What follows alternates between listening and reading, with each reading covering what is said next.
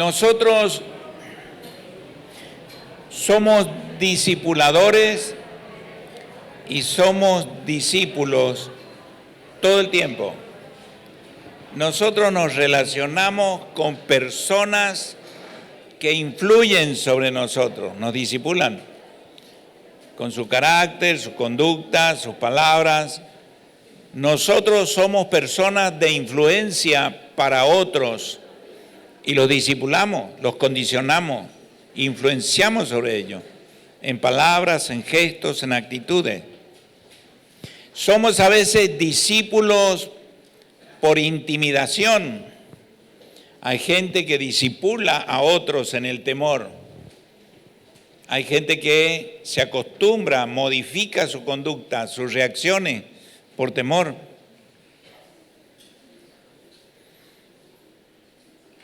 Usted ha sido discipulado en el temor en muchas oportunidades en su propia familia. Aprendió a temer al terremoto, a los temblores. Hay personas que a lo mejor nunca han experimentado un temblor grande, pero tienen miedo al temblor porque se lo transmitió su madre y su padre, que vivieron a lo mejor el del 77. Aquí está la cultura del terremoto del 44.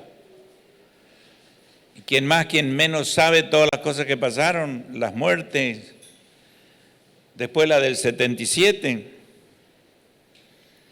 Y hay gente que apenas se mueve algo, ya salen disparando. Están viviendo en una casa segura, ha sido construida antisísmica.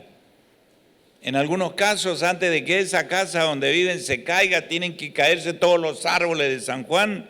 Su casa es increíblemente sólida, pero sin embargo salen disparando.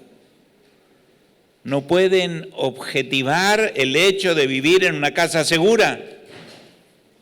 Han sido discipulados en el temor.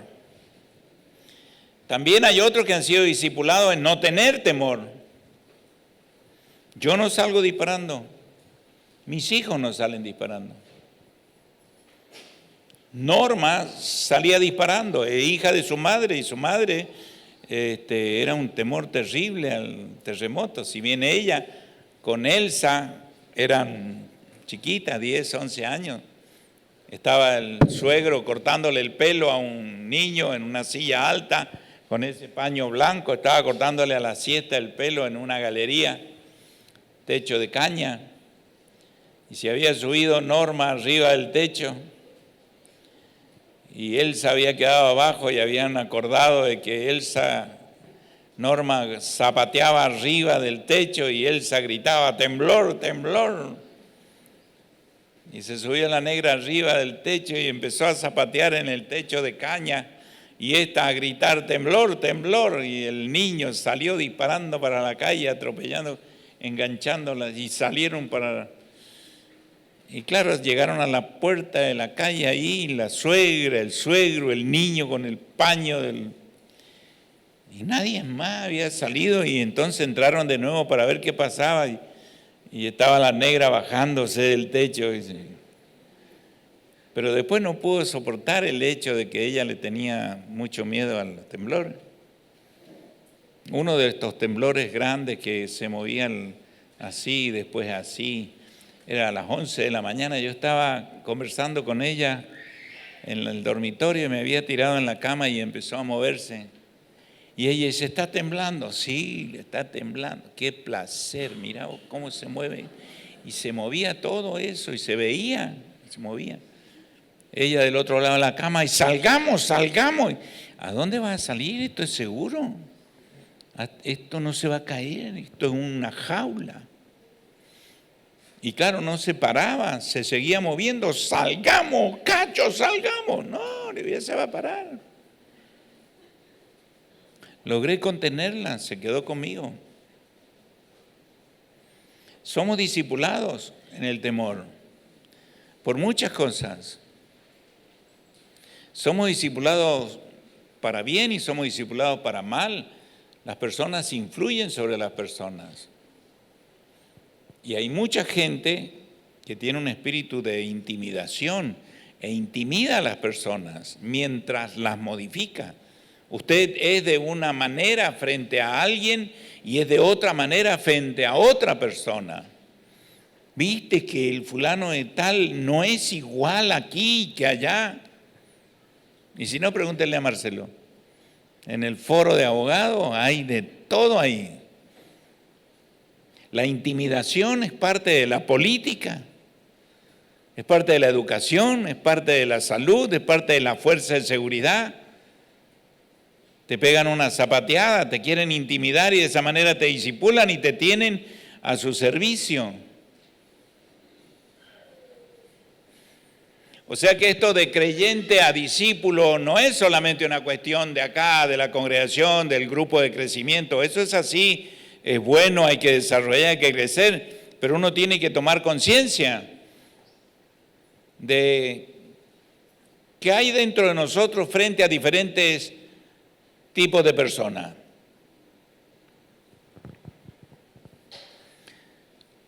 Y ahora usted está recorriendo con su cabeza con quiénes usted se junta y cómo es su reacción a diferentes personas. No voy a hablar de los maridos, que cuando llegan a casa son de una manera y cuando están afuera son de otra manera. No voy a hablar de eso.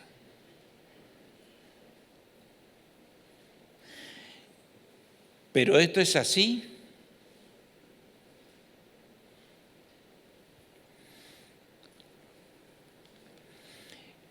Vamos a Marcos capítulo 4, Camila, verso 35. Este relato es cortito y es conocido. Y quiero que veamos algo importante que tiene relación con esto que estamos mencionando.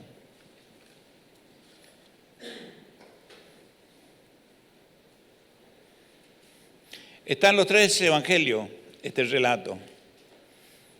Está en Marcos, Lucas y Mateo. Si están los tres evangelios, se ve que el Espíritu ha querido que los diferentes enfoques o lectores de los evangelios, los judíos de Mateo, los gentiles de Marcos y los gentiles de Lucas, puedan tener este relato. Hay algunos que están solo en un evangelio, pero este está en los tres. Y si Dios ha querido que esté en los tres evangelios, es como si dijera desierto, desierto, desierto. Cuando algo se repite 3 veces en la Biblia es solemne. Santo, santo, santo, hay que prestar atención. Cuando Jesús dice desierto, desierto, te digo, es algo que viene con autoridad. Desierto, desierto, te digo, 2 veces. Pero cuando tiene relación al carácter de Dios, aparece con 3 veces. Santo, santo, santo, 3 veces. Simón, Simón, 2 veces. Presta atención.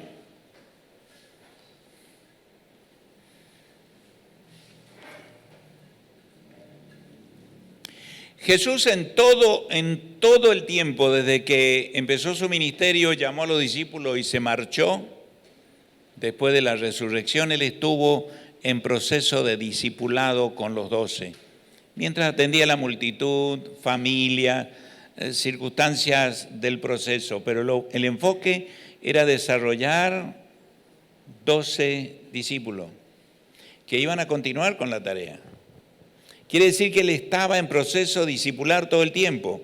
Cada cosa que encontramos en la Biblia le encontramos un sentido de desarrollo, de preparación, de quitarles algo que no servía y ponerle algo que sí les iba a servir. Y aquí tenemos algo. Nosotros dijimos que el domingo pasado que la palabra de Cristo mora en abundancia en nuestros corazones, porque usted reacciona según lo que tiene adentro. ¿Por qué Norma quería salir disparando y yo disfrutaba que la pieza se moviera y la cama se moviera y yo podía ver hasta las paredes moverse? Era un deleite para mí. Yo cuando era chico, tenía 7, 8, 9, 10 años, allá en Mendoza, donde vivía, se generaban unas tormentas eléctricas impresionantes, unos truenos que rajaba el cielo.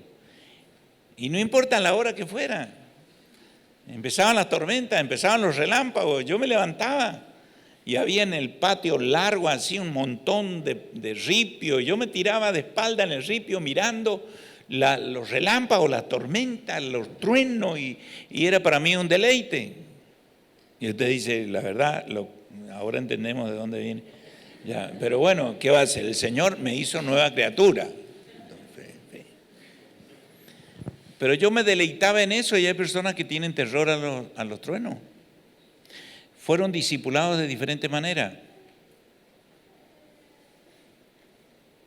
Mi padre decía en una oportunidad, dice, estábamos en la casa, allá en la finca, y por la ventana entró una luz mala y se movió en toda la habitación y pegó 2 vueltas y salió por la ventana y no la vimos más, y parece que se fue por el alambrado así, la luz mala.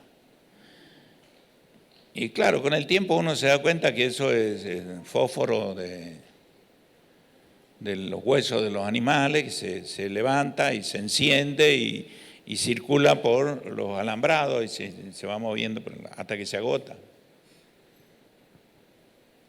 La única luz mala era cuando las personas abren los ojos, miran y de ahí sale cosa. Esa es la luz mala.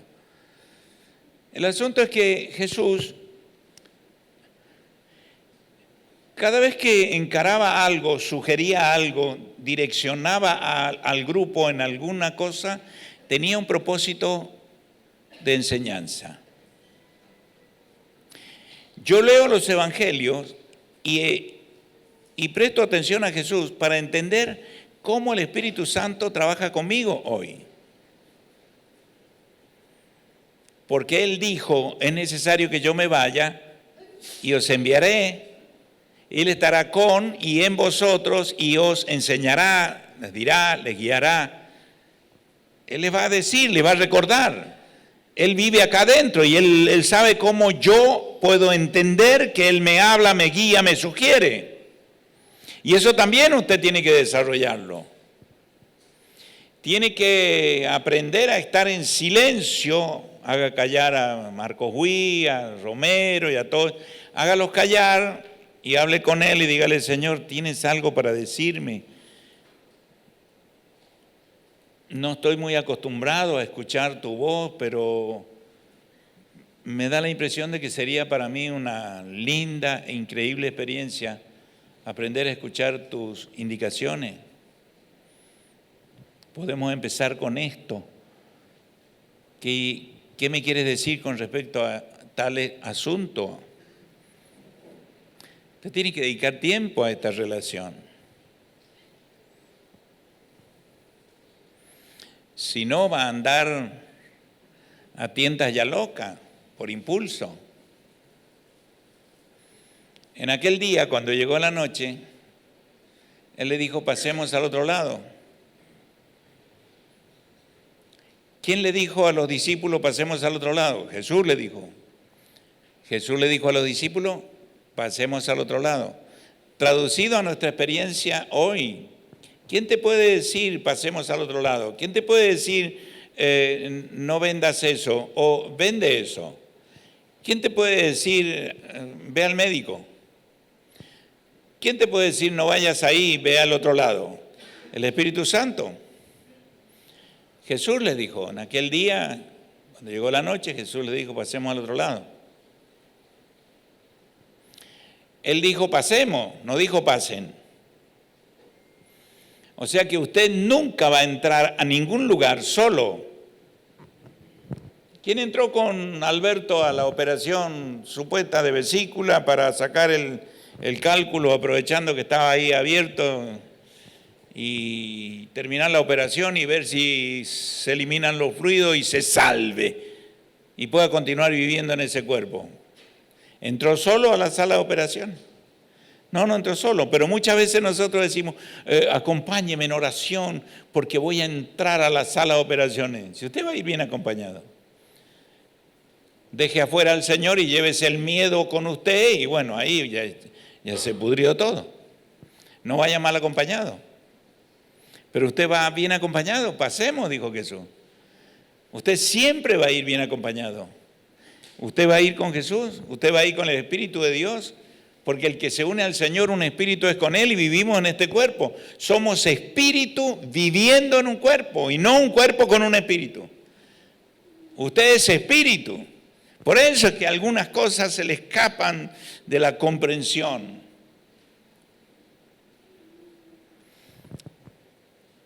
Pasemos al otro lado. Versículo 36 dice, despidiendo a la multitud.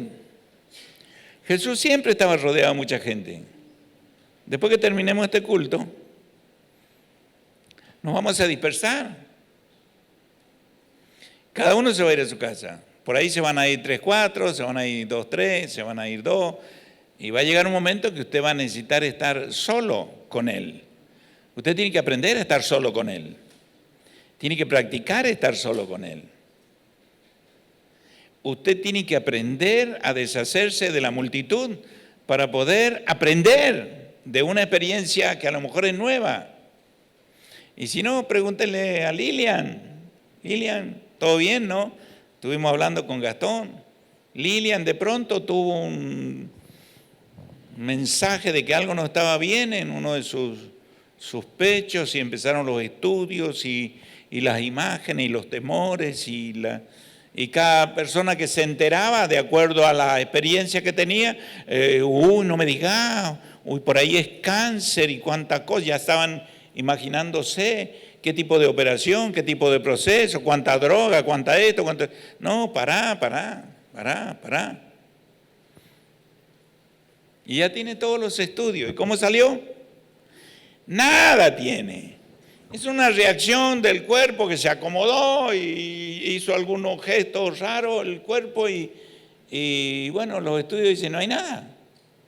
O sea que todas las imágenes y los miedos y la gente que viene y te mete en la cabeza, pará, objetivar la cuestión, dejarlo ahí, mirarlo de afuera.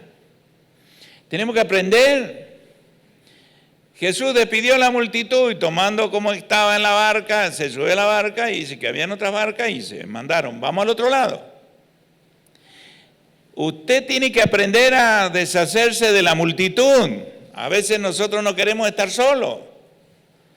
Procuramos siempre estar con alguien, porque no sabemos estar solos, y mucho menos estar solo con Dios. Usted tiene que aprender a estar solo con Dios y poner todas las cosas sobre la mesa. Porque uno no es honesto hasta que no está solo con Dios.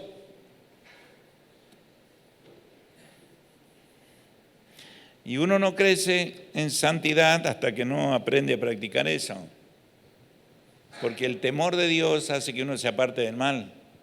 Uno no se aparta del mal hasta no tener un encuentro en serio con Él.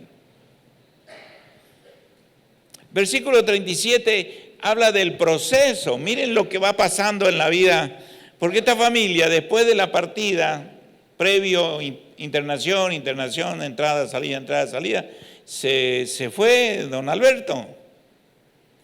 Y ahora María tiene que aprender a vivir sola, como me tocó a mí, aprender a vivir solo, un despelote infernal ahí. Las mujeres son más ordenadas que los hombres. Y tuve que aprender a planchar, no, porque ya planchaba desde los 13 años. A planchar, a cocinar, a ordenar. Hago cosas que antes no hacía, porque las hacía Norma. Así que aprendí a ordenar cosas, a ponerle rincón a las cosas, saber que aquí están estas cosas. Aquí están las remeras largas, las remeras cortas. Aquí están las camisas que me entran y las que me entrarán después, en algún futuro. Porque el otro día tenía un 15 y Norma me hacía medir todos los pantalones, todos los sacos, todas las camisas, porque me decía, esta seguramente ya te debe entrar. ¿Por qué me va a entrar 10 días después de la anterior? Norma, le digo, mira, yo ya sé los pantalones, yo los agarro así, yo sé cuál me entra. Yo ya sé cuál me entra, no me lo hagas probar, me fastidiaba probar. Así que me puse frente a la cosa y me medí todas las camisas y las fui ubicando. Esta no me entra, la puse bien acá, ya sé. Y puse al medio el traje que me entra. Así que del traje para acá no me entran. Del traje para acá, esta me entra, manga corta, manga larga. Y de ciertas camisas para atrás, posibles. Posible. Y lo vi al Leo el domingo pasado, que venía con una camisa que le acó y una remera. Así que ando detrás de remera blanca como la tuya, una remerita blanca. Tengo unas camisitas bonitas que no me van a prender ni loco. Pero digo, si él puede estar acá, los hermanos tal vez me acepten, así que estoy planeando. Me faltan las remeritas blancas. ¿Ah? Y las zapatitas las tengo ya. Eso es otra cosa que aprendí, pero tuve que quedarme solo. O sea, acomodar las cosas en orden. Yo nunca vi que Norma lo hiciera, pero lo vi en alguien. Yo enrollo las toallas, las doblo, le hago un rollo, un bollo y las pongo ordenaditas así. A los toallones los doblo, le hago un rollo y los tengo ahí a los toallones enrollados. Todavía no sé qué hacer con la plata. Bueno, observe esto. Se levantó una gran tempestad de viento y echaba olas en la barca de tal manera que se anegaba. Esta es una descripción de lo de pronto. De pronto se despiden de su esposo, de su esposa, y se van a auxiliar un accidente que no tuvo consecuencias de víctimas, y mientras estaban ahí vino un camión y se llevó por delante a los 3 gendarmes y los mató. ¿Vieron ese accidente en Pacheco? Se despidieron a la mañana y 2 horas después ya no está más. Estas cosas ocurren en el mundo cotidiano de mucha gente y no estamos exentos. De pronto, conversando con él anoche, me cuenta que ha entrado en una amistad sensible con un cuñado que tiene el papá, que vendría a ser su consuegro, con cirrosis. Su hígado está blandito como gelatina. Le han dicho que es irreversible. Hemos orado para que venga a dar testimonio acá. Pero él dice que ha experimentado un cambio. Yo antes tenía un corazón de piedra y no me importaba lo que pasaba con los otros. Me enteraba, pero ahora he entrado en una cuestión. Dios ha tocado mi vida. El Espíritu lo ha hecho sensible, lo está llevando en un proceso de madurez en el discipulado. Ahora habla con su yerno, al cual no le tenía mucha simpatía, qué sé yo, no le gustó que le llevara a la hija. Y ahora tiene simpatía. Ora con él y cuando oran lloran porque oran juntos por el consuegro. Ha crecido, ha madurado, es otra persona. Pero tiene que aprenderlo estando solo, no puede estar en una multitud, eso no ocurre en los cultos. En los cultos se inicia, pero el proceso viene después. Y usted tiene que aprender a despedirse de la multitud y quedarse a sola y resolver estos temas que se tratan aquí, vinculados a las situaciones personales de cada uno. Todos dicen, vamos a rendir, vamos a rendir, vamos a rendir. Todo allí. Y de pronto aparece la mamá. ¿Dónde está la queca? Está allá. Está el papá. La Brenda y la Nachi, compañeras, amigas, casi que duermen juntas.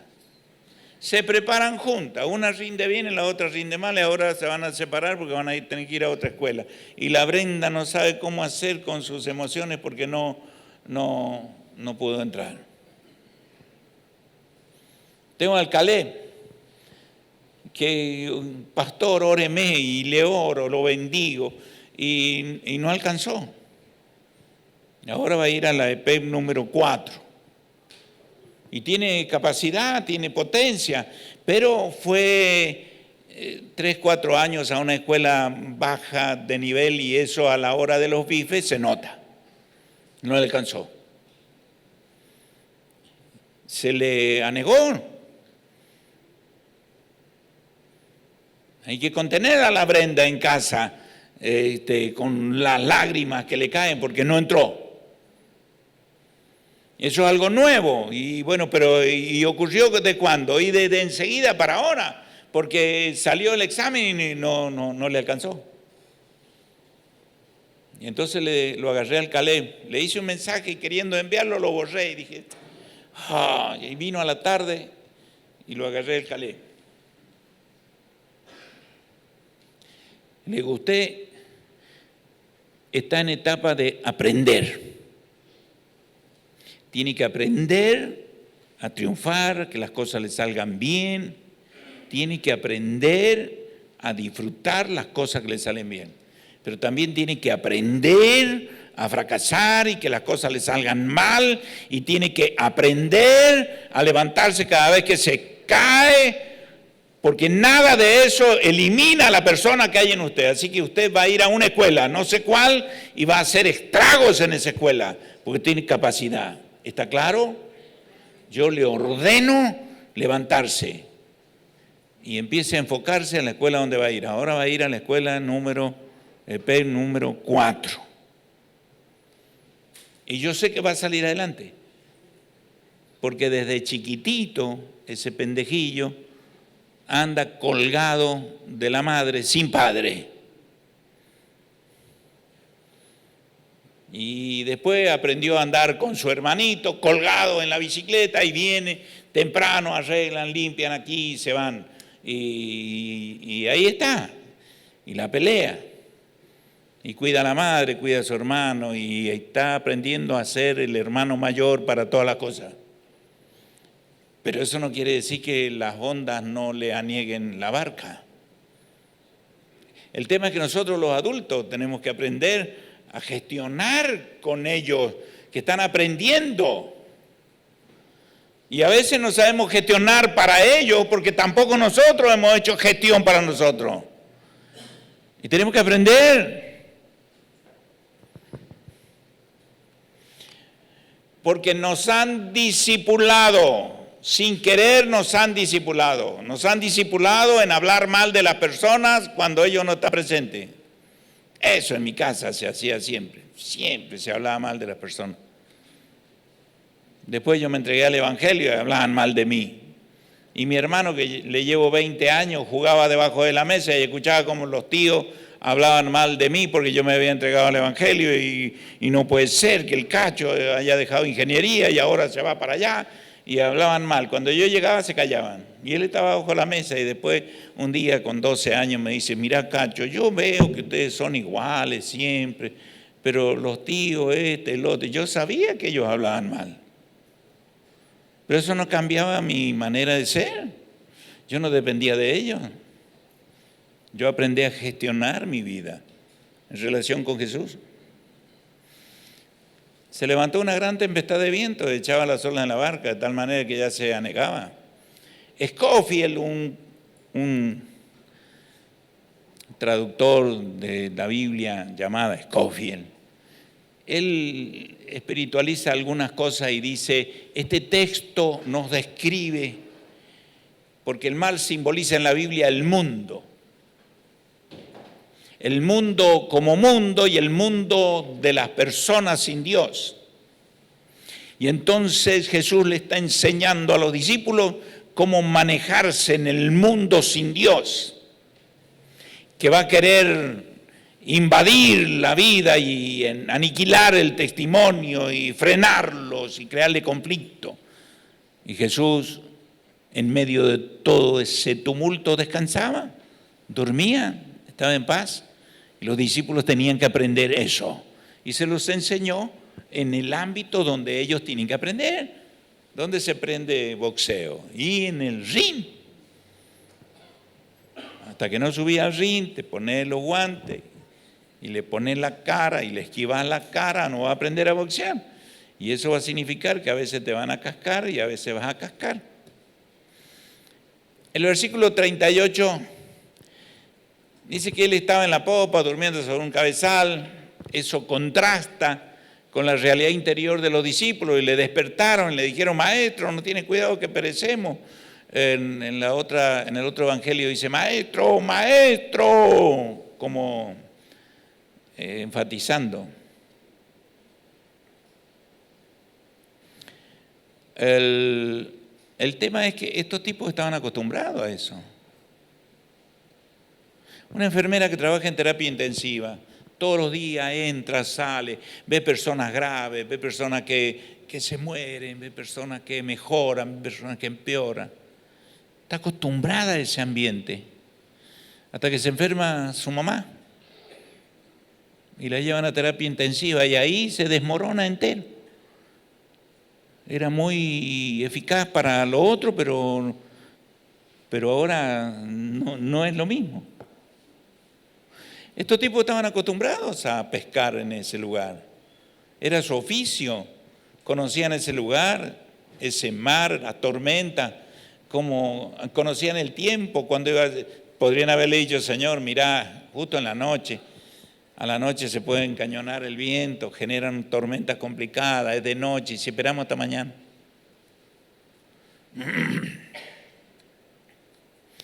Uno diría: ¿cómo le va a sugerir a Jesús qué hacer, qué no hacer? Pero ellos eran los expertos ellos. Jesús era carpintero, no era pescador. Levantándose Jesús, reprendió el viento y le dijo al mar: calla, enmudece. Cesó el viento, se hizo gran bonanza. Les está enseñando, los está discipulando. Quiere decir que usted, por tener al Espíritu Santo dentro suyo, usted está bajo continuo discipulado todo el tiempo para servir a los demás con el consuelo con que el Espíritu de Dios que está en usted lo está consolando mientras lo va llevando en esta nueva situación que usted nunca pasó. Yo leo el Evangelio, veo a Jesús y lo traslado a la realidad presente conmigo. El Espíritu Santo está en mí y Él me puede decir: pasemos al otro lado. Y me lo puede decir en un momento inadecuado para mi modo de ver. Se hizo la noche, después de una gran tarea, pasemos al otro lado. Y ahora vienen las preguntas difíciles, las que usted tiene que contestar, las que van a revelar qué hay, qué no hay, por qué reaccionó así, por qué se puso así, por qué se puso mal, por qué le molestó.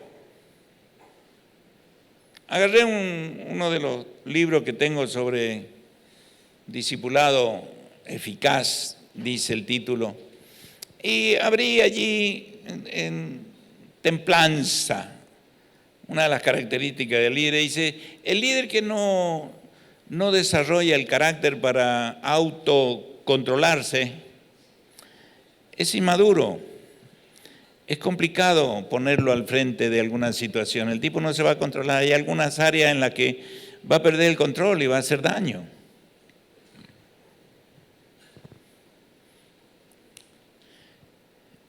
Tiene una franja.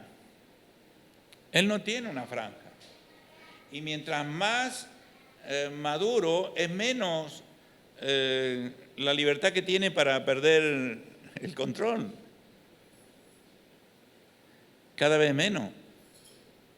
Usted no puede perder el control. Usted está en mando. Usted no puede perder la línea. Usted es el líder del grupo. Usted es jefe, usted es capataz, usted es patrón, usted es dueño, usted es papá, usted es pastor. Usted no puede salirse de línea. Y si no, trabaje sobre eso. No quiere decir que tiene que estar terminado. Tiene que trabajar para eso. Y después que se hizo bonanza, él comenzó a hablar con ellos. Esto es como cuando usted abre la Biblia y lee y le dice, Señor, ¿y aquí qué hay?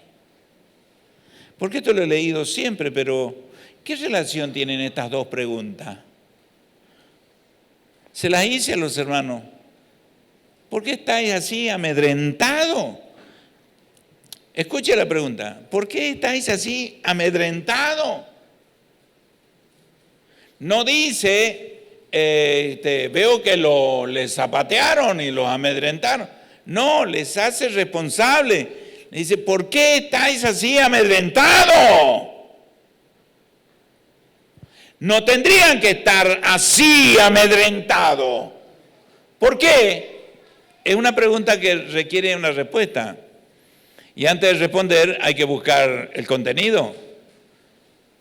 ¿Por qué estáis así amedrentados? Y entonces la palabra aquí, amedrentado, sugiere un amedrentamiento de iguales. No se está refiriendo a las olas ni al viento, sino a quien venía enmascarado en las olas y en el viento, a los cuales ellos no tendrían que haberle tenido miedo. Reconocer que el agua entra en la barca, pero poder distinguir quién está levantando las olas. Porque cuando él dice en el versículo 39 que reprendió, se usa la misma palabra que se usa para reprender espíritus inmundos.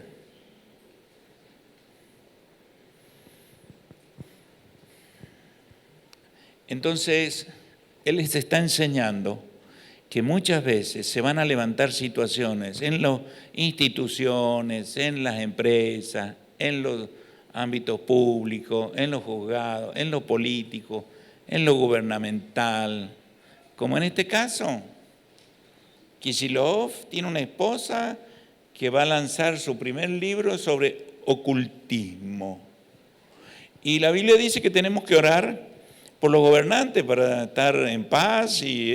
Sí, pero yo no tengo ninguna obligación de adorarle la píldora a los demonios que ellos enmascaran e invocan sobre su propia vida para tener poder. Yo se los voy a atacar con munición gruesa. Así que ya voy a empezar a hacer guerra espiritual contra ellos. Con nombre y apellido, espíritus inmundos. Te hago saber, Satanás, aquí en los lugares celestiales, mira que te estoy tocando la cabeza, con mi pie.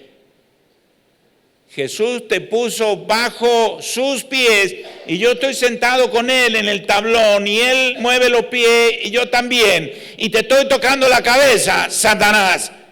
Él dijo que el que está en nosotros es mayor que el que está en el mundo.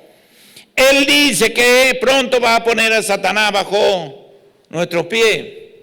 Te hago saber, Satanás, y a los demonios de control y de gobierno perverso que tienes trabajando en Kishilov y en su esposa y en su equipo de gobierno, que los ato ahora y los inhibo. Y me voy a meter a tu Cámara de Diputados y te los voy a dividir en 5. Te voy a dividir los diputados en 5. Que va a ser el comienzo de tu caída por haber invocado no a Dios como fuente de toda razón y justicia. Bueno, va a quedar registrado. Que me voy a ir a la Cámara de Diputados, me voy a poner en la presidencia, un quinto, otro quinto, otro quinto, otro quinto, otro quinto. Y los voy a poner uno contra otro. No habrá armonía ni habrá decisiones de consenso. Porque eso es lo que hace Satanás, divide.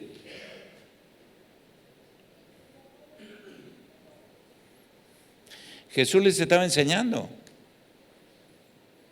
¿Quiénes van a quedar al frente? ¿Van a quedar ellos?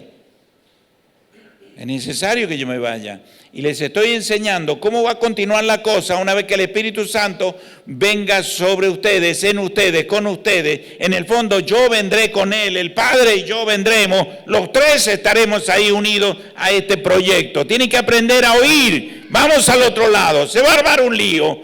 Pero aprendan a gestionar los líos y saber que nuestra lucha no es contra seres humanos de carne y hueso, sino contra principados, potestades.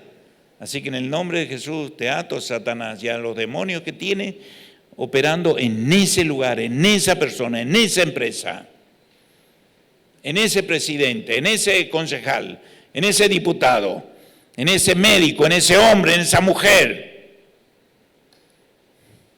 Usted tiene que aprender a distinguir esta realidad, porque usted ha sido llamado a gobernar.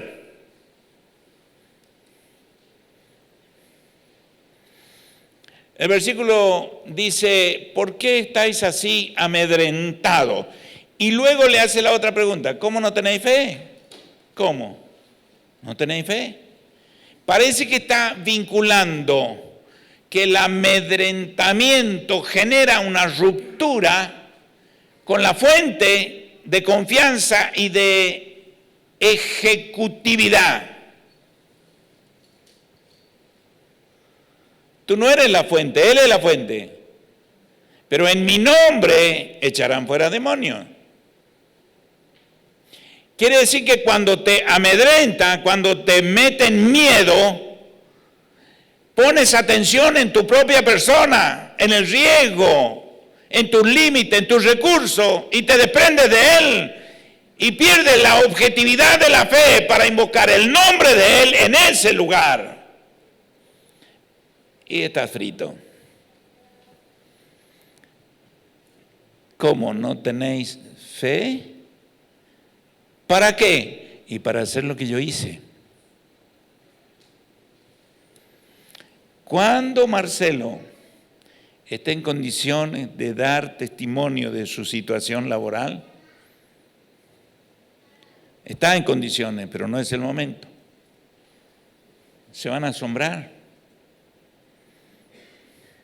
Cuando Vero esté en condiciones de dar testimonio de lo que hicimos juntos en este sentido, en una escuela, y los frutos, ustedes se van a asombrar. Y muchos de ustedes han cometido el error de pensar que las luchas que tienen allí no tienen nada que ver con la vida espiritual. No, usted está siendo discipulado en el lugar donde trabaja, donde estudia, donde se mueve, en su barrio. Tiene que aprender a gestionar los recursos del cielo. Eso estaba haciendo Jesús, enseñándole. Versículo siguiente. Entonces dice, temieron con gran temor. Este temor no tiene nada que ver con el amedrentamiento. Es otra cosa. Aquí tuvieron miedo porque se dieron cuenta que Jesús no era un compañero de viaje, era el jefe. Nosotros nos llenamos la boca en las iglesias y decimos, porque Él es rey, Él reina. Pero nosotros andamos con la cola entre las patas.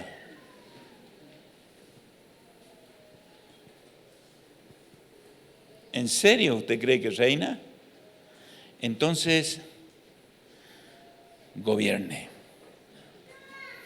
De eso me voy a ocupar el año que viene. Voy a levantar un grupo SWAT para gobernar. Esto de Kicillof no tiene que durar un mes.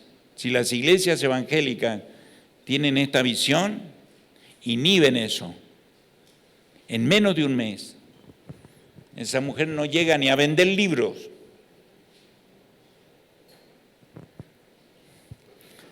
Dice que se llenaron de gran temor y se decían unos a otros, ¿quién es este? ¿Cómo quién es este? Mirá la pregunta que están haciendo. ¿Cómo quién es este? Cuando usted llegue a asombrarse de lo que Dios hace en respuesta a una iluminación de esta, usted ha crecido espiritualmente, está en condiciones. Pero hasta que no llegue a este versículo, usted es sencillamente un religioso, nada más, mangélico. Usted no hace diferencia de nada. Y sus oraciones son una cortapluma chiquitas y esas que llevan colgadas acá en los llaveros, que para lo único que sirven es para sacarse la tierra de la uña nada más, pero no para defensa personal. Yo le reconozco que tiene una cortapluma, pero ¿a quién va a atemorizar con eso? ¿Quién es este que aún el viento y el mar, esta es una lectura de ellos? Ellos leyeron que el viento y el mar le obedecieron. Y aquí aparece otra vez la orden. Les ordenó, callen, enmudece. Shh. ¿A quién? ¿A quién? A los demonios. Cuando él le dijo, vamos al otro lado, y los mandó para el otro lado, iban a Gadara. ¿Y qué había en Gadara? Una legión. ¿Y quién lo salió a recibir? El intendente. La legión. Esto es lo que entiende la iglesia, lo que la iglesia debe entender es lo que usted debe entender. Que si usted ha fracasado en muchas áreas, aunque lo intentó muchas veces, es porque no ha discernido que hay alguien impidiéndole y que usted debe plantarle pelea. Sometido a Dios, empuje fuera de cuadro a Satanás y huirá de usted, de su familia, su hogar, su economía, su salud, su provincia. Usted está en un discipulado continuo y es lo que los padres deben enseñarle a los hijos, adolescentes y jóvenes. Es lo que los maestros deben enseñarle a los chicos. El año que viene vamos a enseñar a hacer guerra espiritual a los niños, a orar con autoridad, enseñar a practicar. Les estamos enseñando para que sepan, pero no para que sepan hacer. Y eso es pérdida de tiempo. Hay iglesias que están siendo masticadas por demonios y los miembros de la iglesia ni siquiera se dan cuenta, tienen los colmillos clavados en la yugular, perdiendo la vida y ni siquiera disciernen eso. Miércoles, no puede ser. Cristo es la cabeza del cuerpo y no discernimos que esto que está pasando no es normal ni natural. La habilidad de un médico está en el diagnóstico. Si el médico tiene capacidad de diagnóstico, medicar ya es sencillo, ¿o no? Un médico que tiene capacidad de diagnóstico es muy eficaz. Allá teníamos a Juan Bertarini, un cardiólogo increíble en un pueblo de 3.000 habitantes, perdido allá. Era un consultor nacional, Juan Bertarini. Cirujano que si llegabas a él y no te sacaba era porque ya venías muerto. Bertarini, el tipo te echaba una mirada, ya decía lo que tiene, le encajaba una inyección de acá, una inyección de allá, una cachetada de aquí, una cachetada de allá y te sacaba por la otra puerta. Era un consultor nacional, Bertarini. Lo tenían como consultor en la facultad de medicina y vivía en un pueblo de 3.000 habitantes. Todavía está la casa, igual que cuando yo era chico y iba allí. Ahí fue mi mamá. Y le dice, che, Josefita, dice, este fibroma me parece que va a caminar. Mi mamá tenía 49 años. No, doctor, no puede ser. Sí, Josefita, quédate tranquila, sos una mujer sana, vas a tener un bebé. Yo le llevaba 20 años a mi hermana. Mi hermana le lleva 13 y nació. Y anda por aquí. Y tiene 3 varones. Y Bertarini decía, tranquila, Josefita, todo va a andar bien. Si Bertarini te agarraba, no te moría. El tipo tenía una capacidad de diagnóstico increíble. Estaba solo. Le decía a la señora, che, vení, dame una mano. Te abría la panza ahí, si tenía una peritonitis, te abría la panza ahí. Te abría la panza. Te manguereaba y te cosía y te sacaba. Llevarlo a San Martín, 26 kilómetros, era tarde. Te moría en el camino. Y dice que entre morirte en el camino, vamos a intentarlo. Y lo hacía el desgraciado. Pero tenía capacidad de diagnóstico. Y usted debe aprender a diagnosticar leyendo la palabra. Tiene que invertir. Cuando usted sabe bien la cosa, actuar es sencillo. Amén.